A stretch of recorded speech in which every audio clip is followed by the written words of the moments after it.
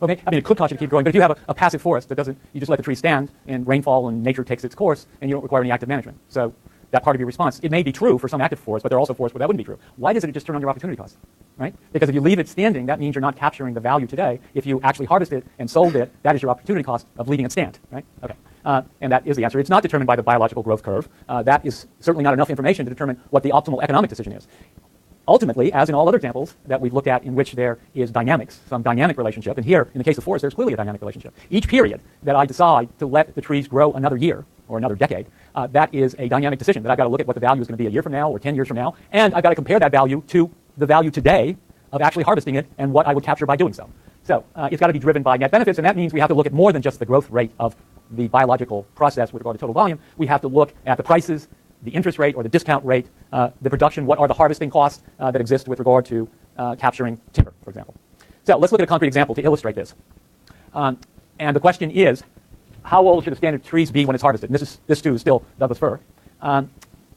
And in doing that analysis, we'll see that it depends critically, particularly for a tree that takes 135 years before it reaches its maximum volume, and it doesn't follow that the optimal economic decision is to harvest Douglas fir when it gets to 135 years old, because that's where the maximum volume is, right? That's clear. Justin? Concave down? Yeah, I would change the species. I would invest in some other species.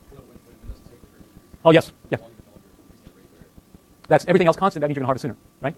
So it doesn't matter. It certainly matters. I'm just saying that's not the only thing that matters. That's the only message from this discussion. Okay, how much to harvest, what period of time, and the economic problem that a forester faces if they're only concerned about their economic self-interest and they don't put any value on the externalities that's generated, the positive externalities from maintaining the forest. That what they want to determine is what is the optimal time to harvest, and then if they're rotating their land into other species or the same species, replanting the trees that they have actually cut or harvested. Now, what I've done here is look specifically at a private owner that doesn't care at all about the positive externalities. He doesn't capture any of the positive externalities with regard to wildlife habitat, the watershed protection, the biodiversity that may arise from that forest, the ability of the forest to absorb carbon dioxide, and as a result, change what would otherwise be the rate of global warming. So this private owner doesn't take into account any of those positive externalities, but is only concerned with maximizing the present value of net benefits from the wood or timber that he harvests, or she harvests. Oh, by the way, talking about these positive externalities here, each of these, wildlife habitat, here in the state of California and throughout the western United States, do you all know the story about the spotted owl? That's an endangered species, right? And whenever, all foresters in the western United States, their nightmares were their trees were covered with spotted owls because you couldn't cut them, right? Because there was all sorts of judicial action saying that the spotted owls had to be protected. So there was not an alignment of incentives between spotted owls and foresters. Anyway, the economics forest harvesting. All right. We want to look at the growth rate, which I've already said, look at the discounted value. Ultimately, it's the present net benefits. And to get the present net benefits, we have to come to a conclusion about what is our opportunity cost, or the interest rate, or if you wish, the discount rate. We're not going to be able to make this determination unless we know what is the discount rate. Just like when we were doing the mechanical present value analysis, we plugged in a discount rate, called it an interest rate. If our alternative was to invest funds in a savings account at a specific interest rate, that was one and the same as the discount rate. Okay, so the economics suggest that the trees will be harvested at a point at which the stand achieves the maximum present net benefits. Okay. And the discount rate must be known before being able to measure the present net benefits, present value of the net benefits. Okay, here is some basic facts. Let's look at a concrete example. Let's suppose that the market price for timber is $1 per cubic foot. The harvesting cost is 30 cents per cubic foot, and that only is incurred at the time of harvest. So, as you recall, when we're looking at present value analysis, I've got to date all the flows. I have to know when the flows occur. Another cost is the planting of trees. And this measure here, the $1,000, is $1,000 per acre, which is borne immediately at the time of planting. But the harvesting cost here, that's not incurred until I cut the stand. Right? So that's well into the future, and if I've got a high discount rate, that's not going to have much impact, right, on my actual decision. Once again, the optimal time to harvest is that time in which the present value of net benefits is the largest.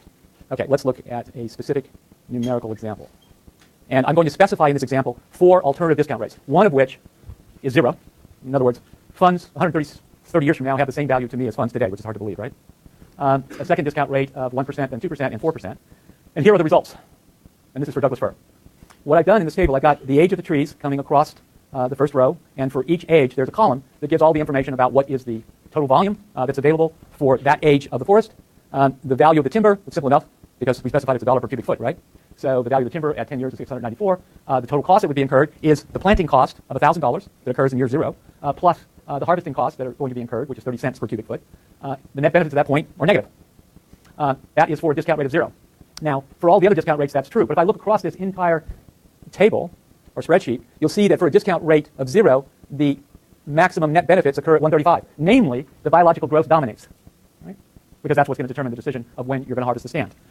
However, when the discount rate goes to 2%, then it turns out you're going to maintain that forest until year 68. And the time at which that forest should be harvested is in that particular year. And the reason is because of all the other different ages at which you could harvest, that is the year at which you achieve the maximum net benefits. Okay? So in summary here, I got this table which shows the first column is the discount rates. This is the optimal time to harvest given those various discount rates, and that's the present value of net benefits. Now, one thing to note here, that if your discount rate is 4%, what does that say about whether you should plant the forest? What does that? You should not, right? That's obvious, because if you're sitting there and it's before you made the decision to incur the cost of $1,000 per acre, and you do this complete analysis and your opportunity cost is a discount rate of 4%, you're a fool if you plant the forest. All right. Let's take a second example. Does that decision we just went through, that profit maximizing decision, does that lead to a socially efficient result? And remember, all the while, both in the first part of the course and the second part of the course, if there are external costs or there are external positive externalities, which there is in the case of forest resources, that the social cost and or the social benefits are not the same as the private costs and the private benefits. What we just went through in this example for Douglas fir is only the private benefits and costs. Right? So this is the question, visit with your neighbors.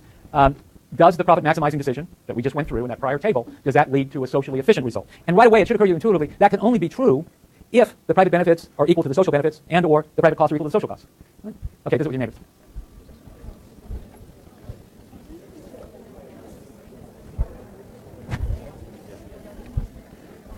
Hey, Smiley, I understand that you're a marathon runner. No. You're not a marathon runner? Lydia. Oh, wasn't you? Oh, I thought it was you. It was Lydia.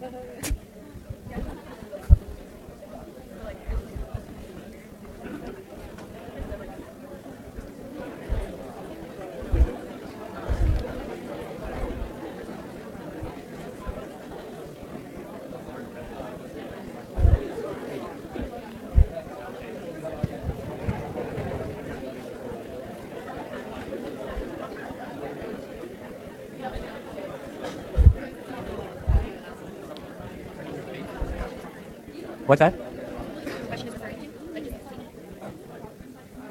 What's the question referring to? It's referring to a general hypothesis. It's very general. It's not a specific question.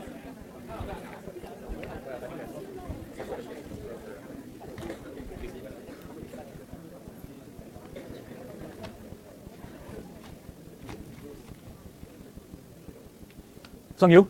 Where's... This guy's a mystery fellow. I've been looking for him all semester. Who is he? I mean, this guy, he's on my list and he takes the exam, but I never see him yet. Okay, so volunteers. Who's got a crisp, clear, articulate answer? Yes?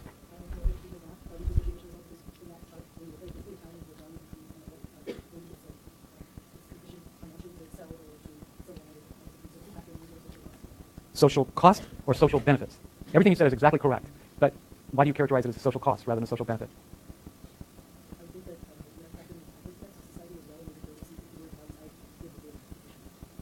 Yes, certainly. But here, because whenever there's a negative externality, it's very natural to talk about the difference between private costs and social costs, right? Okay, that's an easy concept intuitively to accept. But whenever there are positive externalities, it's more natural to talk about the private benefit, which is what you noted we looked at in the prior table, versus the social benefit. Because what's going to happen if there's positive externalities, the private benefit demand curve is going to shift everywhere to the right once you take into account the positive externalities. Yes, Gabe? The social benefit staying in trees, but then of course the same thing is the cost of cutting trees, right? Yeah, you can, by the way, any benefit can be viewed as a negative cost, and any cost can be viewed as a negative benefit, right? But let's not make it too complicated. Let's not make our language too complicated if we want to achieve a pristine, well-articulated understanding. Let's make it simple. Any time there's negative externality, the private cost is the wrong cost because the social cost is higher than whatever takes place with regard to private cost. Likewise, if there's a positive externality, then the private benefit, as we just saw in that table, and you noted for Douglas fir, is not the social benefit. The actual total benefit curve is higher than the private benefit curve. That's the bottom line. All right? Okay. So, he's quite right. The positive externalities are ignored by that decision with regard to what the optimal time to harvest might be, and that involves ignoring those potential positive externalities or social benefits. And the only way we can get to the optimum is by the public sector putting prices on those positive externalities and offering those prices to the forester to change what would otherwise be their private decision. Costa Rica is a great example of doing just that. The United States is not a great example of doing just that. Okay, so there are multiple values, and I'll say a few words about these multiple values, which we've already briefly noted. But biodiversity is certainly one of the major benefits of forest. By the way, do you all know The yew tree. You know the story about the yew tree? It's a wonderful story. Tell the story. So they left the weeds alongside. Yes. To prevent the reason possible, but then they found that something in its sap was a cure because of cancer. Yes, it's Taxol. That's exactly right. That's a wonderful story. What society thought was a weed, and they'd go out applying herbicides to it and digging it up and all the rest of it. Then somebody fortuitously came along and found some what's called API, active pharmaceutical ingredient that could be used for a cancer drug, and it actually works in contrast to a lot of other cancer drugs that are out there.